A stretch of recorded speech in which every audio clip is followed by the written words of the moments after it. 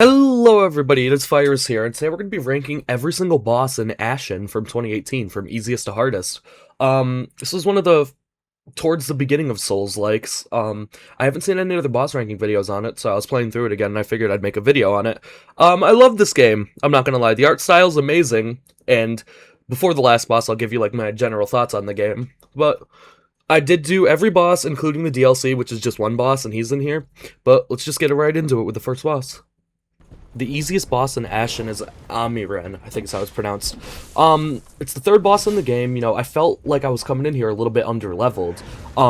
You'll see in most of these fights I have runes on the ground because I ran in, got a feel for the boss, then died, then recorded them. But Amiren is stupid easy. He has like two attacks where he just kind of stomps the ground, and one where he slams the ground and then explodes himself that you could just dodge by standing inside of him. You come in and you feel like you're doing no damage to him, because he has a giant health bar, at least I thought so, but when you have no threat of getting hit, like, whatsoever, it's really not scary. Like, the only thing that will really be a threat is the poison on the ground, but you could just kind of walk to the other side to avoid that. There's really not an excuse to even get hit once by one of his attacks, you know, just move to the side when he slams the ground. You're gonna notice this is a common theme with the game, but the runbacks are terrible. This is the first runback that was like, you gotta run past like 6 enemies maybe, but it gets way worse. It's nice how you get teleported out of the dungeons after you beat the bosses though. You unlock the spear teleporting after him, which is a huge part of the game, which is very nice. And I mean, there's really not much to say here, just avoid the feet, run to the side, and when he does this little sweep like you just saw there, just kind of move to the left and get in and kill him. Number 5, Ukkoto. Ukkoto is the first boss in the game, and he's somehow harder than the third boss in the game, just by barely. You know, the first 3 bosses, I would say, are kind of not really hard at all, and then the last 3, like, start getting there, and then the third one starts getting there, and the last 2 are like, holy shit. But, Ukkoto tricks you with a fall. Like, you fall in, you're like, oh, where the hell am I? And you pick up an item, and then he just kind of jumps on you, which you're gonna notice is a theme in Ashen, where everything just fucking jumps on you and stuns you. You have to use your light because you just can't see shit. Sometimes your companion, I don't know how to say his name, I'm just gonna call him Jacob because he looks like a fucking Jacob. He carries the light, which is nice. There is sap around the dungeon too, but there is sap inside the boss room, which refuels your Estus or whatever it's called, your Crimson Gourd, and it fills your health up, so that's nice. So you could, if you end up getting low, which you probably won't because it's super easy, you can just walk around the arena and pick those up. As you saw there, he has this attack where he gets into the wall and does nothing while you smack him in the face, and then he comes out and yells and does, like, minimal damage, which is like, okay. He has the most telegraphed explosion ever, as you're seeing here. You just kind of have to get slightly far away. You know, Jacob obviously is going to stand in it. You don't get weapon upgrades until after him, so don't be like me and go to the 3rd zone and not realize he's right there in the 1st zone. Other than that, it's just kind of basic Souls shit where you're just dodging stuff, and he's pretty easy. Number 4 is Garoran. Let's just start with the fact that you have to take damage from the fall into the boss fight, which I always hated in every Souls game. I just feel like that's a tiny bit unfair in the series, known for being unfair. He likes to summon skeletons, but he also kind of Gravelord Nidos, where he has an explosion that just kind of kills his own skeletons. He's got a lot of... He's using that big axe hammer thing, whatever it is, and he's got really weird timings on the swings. Like, look there, he'll kind of delay it. You get used to it after a while, but he can choose to delay them. He has that explosion right there. You finally get fast travel after him, which should be... Oh my god, it's so nice. The runback's also annoying on him, like it is for every boss. You know, there's a bunch of dogs. I'm trying to think of what else I could say. Your partner, normally Jacob, he'll try to take care of the skeletons while you fight him, so it makes it a little bit better. Now's probably a good time to mention, I played the game with a partner because I didn't realize you could turn off the partner. Otherwise, I would have done that for the boss ranking.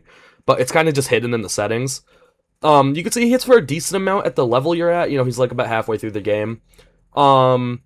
I mean, there's not really much else to say. He's kind of telegraphs everything. He's kind of passive, too. Like, he doesn't like to attack unless you're right up in his shit. But he just kind of slams the ground and kills his own skeletons. I mean, it's not hard, but it is the first boss that I died to because I came in with, like, 2 healing left. Riak. I just want to start with saying that if you die to Riak, which is kind of hard, I mean, I died once, These next bosses are starting ones where I died once when I was fighting them. I did with the other one, but that was kind of a fluke. His first phase is easy. Your instincts work really well, you know, just dodge. I mean, it's nice seeing a boss this is in the DLC, by the way. It's nice seeing a boss that doesn't kill you in like 1 or 2 shots, in the first phase at least. What I wanted to say was, though, you have to run through the entire fucking zone if you die to him, like, literally the entire zone. Like, you're thinking, oh, it's like the Dark Souls 2 ones where you have to run through the passageway. No, you have to run through the entire zone, which I really don't like. But like I said, the first phase is easy. You know, your instincts work well. He just kind of has a few generic slashes and he'll slam his head down. Once you break him halfway, he has 2 phases. Thankfully, he puts him on the same health bar. Or he will smash his head on the ground so hard that it breaks, and he will use it on a chain as a weapon, where he starts dealing, like, double the damage he was dealing. When he slams his head, he'll, like, slam it back if you're behind him. Like, he'll just whip it around like it's on a chain.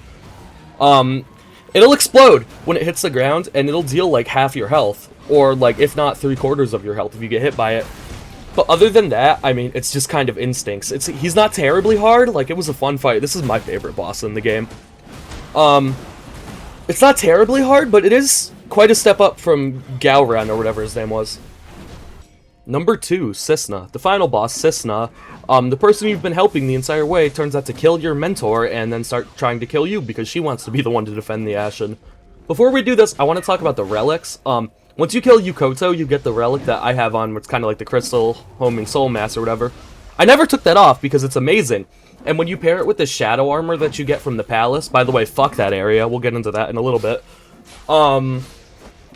It's pretty good. It does a lot of damage. It kind of ticks after you hit, and it rewards you playing well. Like, if you get hit, it takes away your souls on the top, but the more you have, the more damage you do, and it stacks at 5, so it rewards you playing well, which is a very nice mechanic. So, once I got that, I really didn't take it off.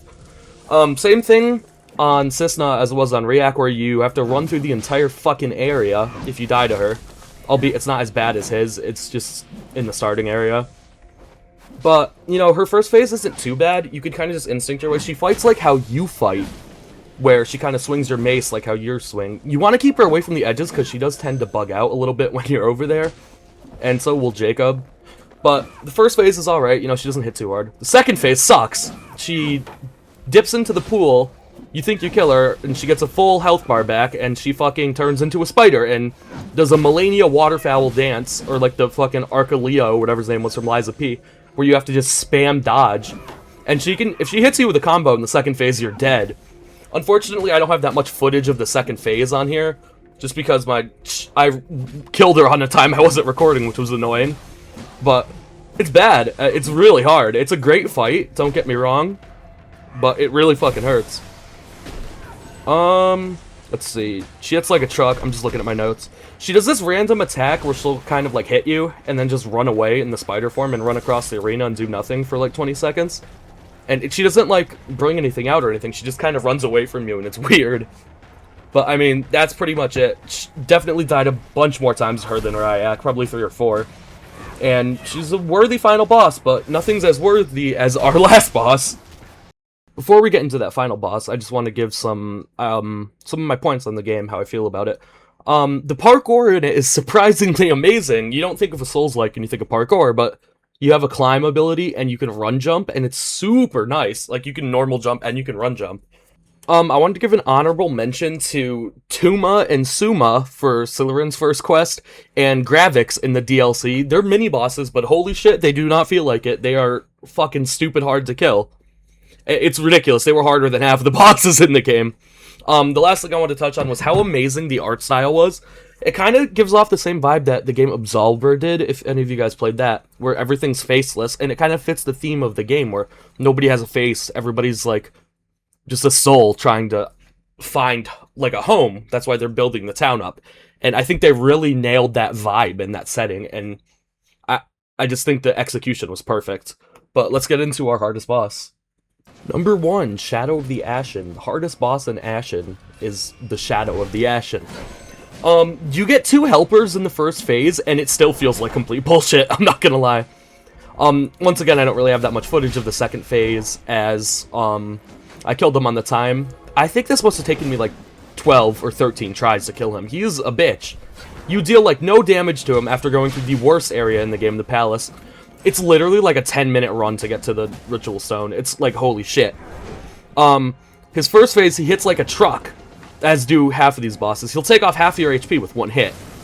He'll spawn in these little ads that are the most jumpy and impossible things to hit. And he has this AoE explosion that your companions like to run into because they're AI. It's a good time to throw spears at him, but even that does, like, minimal damage.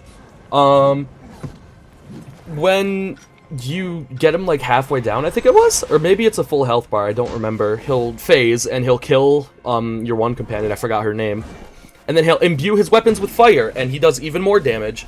He goes from being a pokey guy to kind of sweeping, like, dragging his swords on the ground to sweeping. He does even more damage, and his attacks are even harder to dodge, because any way you roll, you're still gonna get clipped by them. I'm literally not exaggerating when I say he might be one of the hardest bosses I've ever fought in a Souls-like game. I really don't ever want to fight him again. It was a great fight atop the castle, which, I mean, the area after it, the area before it, rather, is so beautiful. But, yeah, I really don't want to fight him again, and he's our hardest boss for the day. But yeah, that's pretty much it for this boss ranking video. I was playing through the game again and figured I'd make one. Let me know what you thought in the comments, and if you guys liked it, I'll end up making some more boss rankings. I've been watching boss rankings for years now, like before Dark Souls 3 came out, and I figured I'd finally dip my feet in and try it out. So let me know what you guys think in the comments, and I'll see you guys in the next one.